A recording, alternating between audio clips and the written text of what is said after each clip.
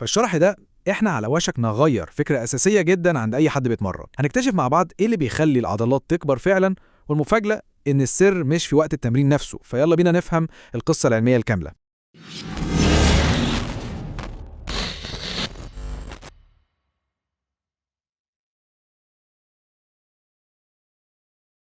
اسمعوا كده الجملة دي، انت مش بتبني عضل في الجيم، انت بتهدمه هناك. جملة ممكن تبان غريبة قوي، صح؟ بس هي دي اللي بتفتح أهم سؤال في موضوعنا النهاردة.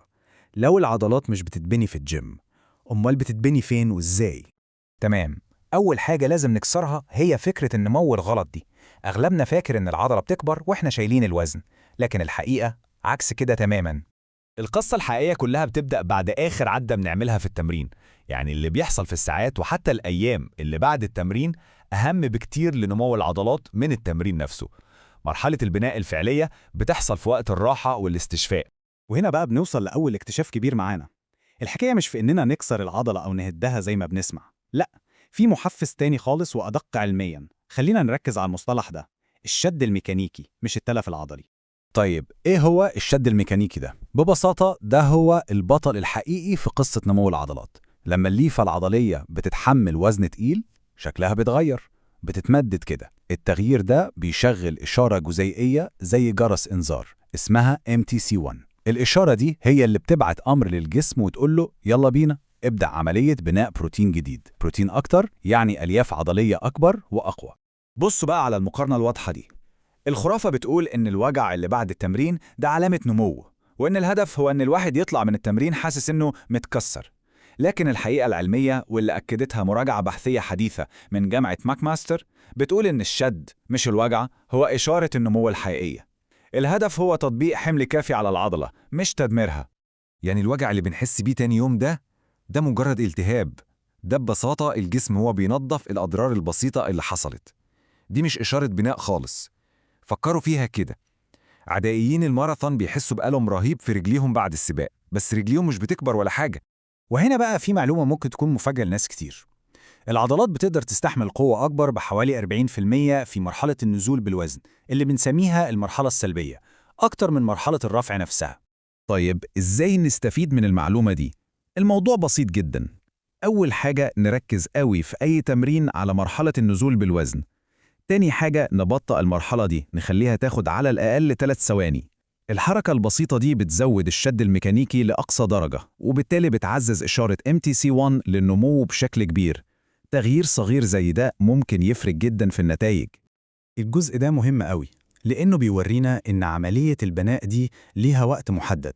تخيلوا إن في ساعة بتبدأ عد تنازلي لمدة 48 ساعة بعد التمرين، دي الفترة الذهبية للنمو. خلينا نمشي مع الخط الزمني ده واحدة واحدة. أول ما التمرين بيخلص، إشارة MTC1 بتتبعت. بعد حوالي 24 ساعة عملية تخليق البروتين العضلي اللي هي البناء الفعلي للعضلة بتوصل لأعلى مستوياتها، لكن بعد 48 ساعة العملية دي بترجع لمستواها الطبيعي تماماً، وكأن نافذة البناء دي اتقفلت. والسلايد دي بتوضح الفكرة بشكل عبقري.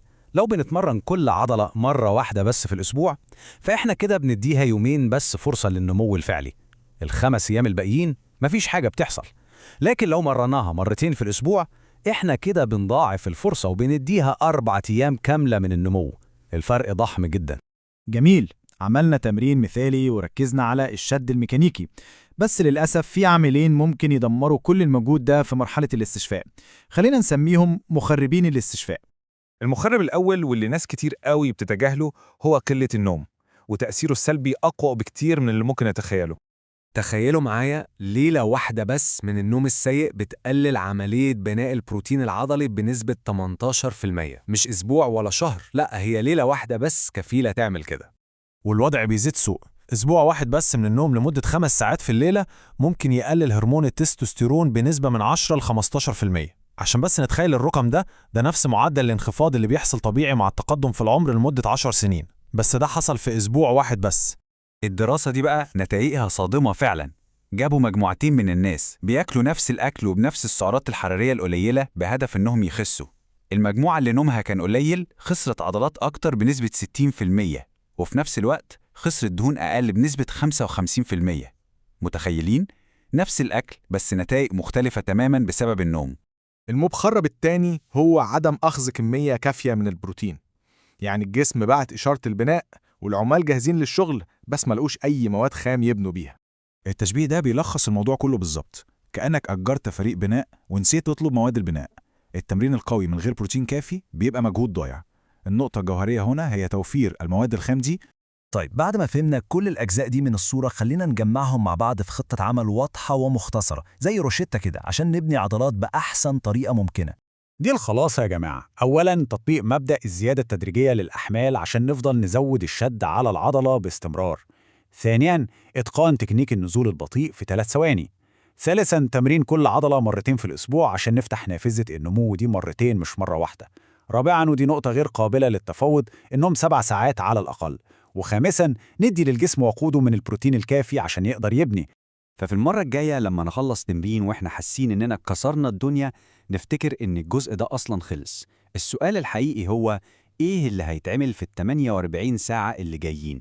لأن الشغل الحقيقي كله بيبدأ فعلاً بعد ما بنسيب الجيم.